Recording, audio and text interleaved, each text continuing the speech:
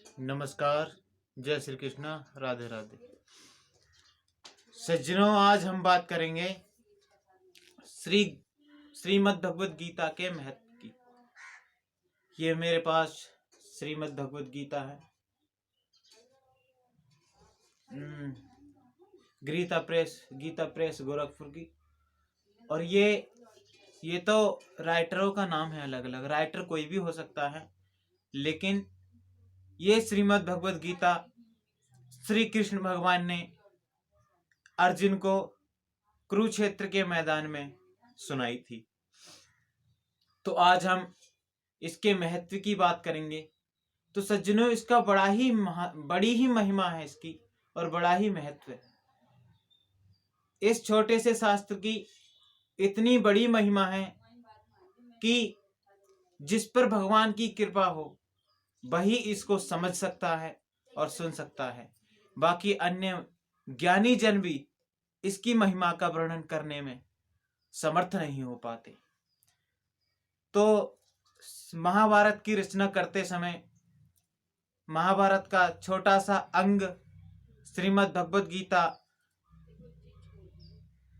का वर्णन करते समय वेद व्यास मुनि ने भी एक छोटे से श्लोक में इसका वर्णन किया था कि गीता सुगीता कर्तव्या किमन्ये शास्त्र विस्तरे या स्वयं पद्मनाभस्य मुख पद्मांदिनी श्रुता।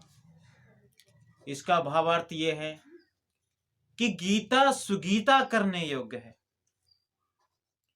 अर्थात श्री गीता जी को भली प्रकार पढ़कर अर्थ और भाव सहित अंतःकरण में धारण कर लेना मुख्य कर्तव्य है।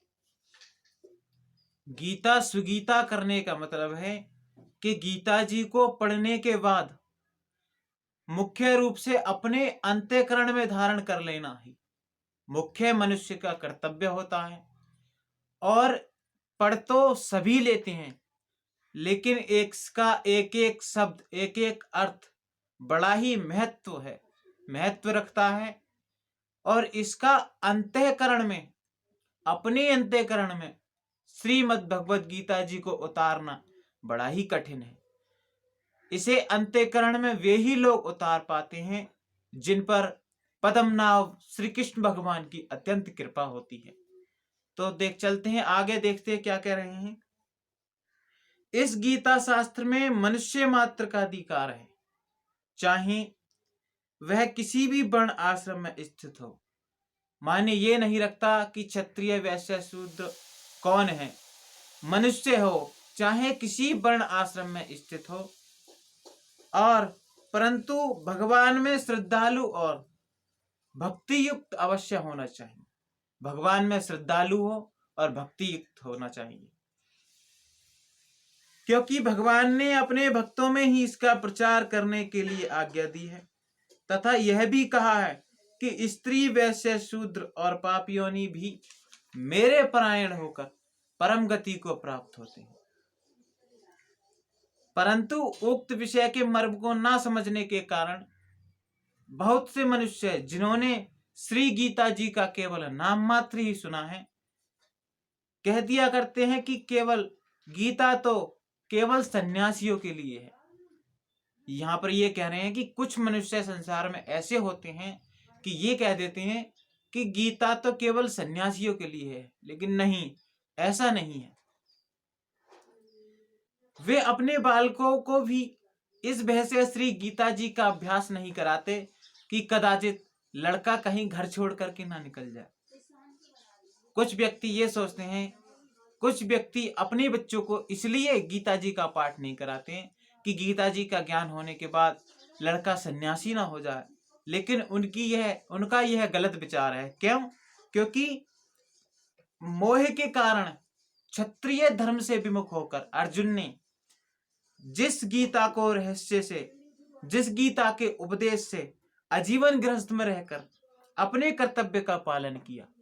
ये कह रहे हैं कि जिस गीता शास्त्र को सुनकर अर्जुन ने क्षत्रिय धर्म से विमुख होने के बाद क्षत्रिय धर्म से विमुख होने वाले अर्जुन ने गीता शास्त्र को सुनकर अपने धर्म का निरूपण किया और गृहस्थ में रहकर पूरा जीवन निर्वाह किया। देखिए कितनी बड़ी महिमा है। कहने का तात्पर्य यह है कि गीता शास्त्र की इतनी बड़ी महिमा है कि जिस पर भगवान की कृपा हो इसे वही समझ सकता है, और बाकी अन्य की कोई वास्तविकता ही नहीं है। कोई समझ ही नहीं सकता है इसको। मैं भी अपने मुख से वर्णन नहीं कर सकता कि कितनी बड़ी इनकी महिमा है। तो सज्जनों नमस्कार, आज के लिए बस इतना ही। आशा करता हूं आपको श्रीमद् भगवद गीता जी की महिमा समझ में आ गई होगी, और आपसे विदा लेता हूं। नमस्कार, जय श्री कृष्ण, राधे राधे।